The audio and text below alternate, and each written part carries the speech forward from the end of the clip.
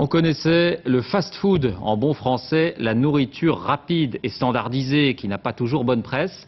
Eh bien voici le slow food, conçu en réaction. Le mouvement est né il y a une quinzaine d'années en Italie. Aujourd'hui, il y a beaucoup d'adeptes qui se réunissent régulièrement à Nice. Olivier Théron, Stéphanie Labrousse. Ils sont montés de la ville pour voir leurs vaches. Une rencontre avec celles qu'ils ont parrainées. En échange, l'éleveur fournit du fromage. Bien plus qu'un commerce équitable, c'est un voyage dans le goût qui commence. On a tous peut-être le souvenir d'un certain type de fromage avec une certaine odeur. C'est l'odeur et le goût de l'alpage. Le goût de l'authentique, c'est un peu ça l'esprit slow food. Un mouvement parti d'Italie en 1986 pour réagir à l'ouverture d'un fast-food à Rome.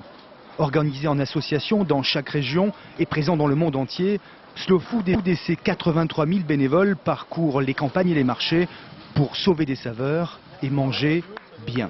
Ça vient de Château-Renard, parce que je vais directement aux paysans, moi. Je ne vais pas au grossiste. Ce n'est pas un club d'élite, ce n'est pas un choix de manger dans des grands restaurants. C'est aussi manger bon dans la simplicité, manger bon tous les jours. Enseigner en cuisinant, c'est la démarche Slow Food de Dominique Baladier, le cuisinier du lycée de Salon de Provence.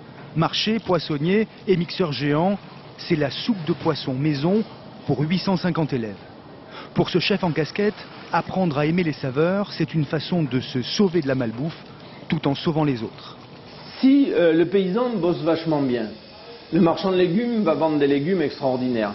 Moi, je vais voir ces légumes, je ne vais pas les gaspiller, je vais les cuisiner le mieux possible parce que je les verrai vachement beaux.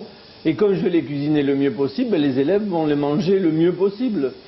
Avec autant de philosophie, le self du lycée est une table convaincante. C'est de l'encornet farci. Là, tu avais un carré de porc aux pommes. Et là, de la blanquette. Des fois, on a de la purée, par exemple. Et on voit vraiment que c'est de la purée faite avec des pommes de terre, à l'huile d'olive.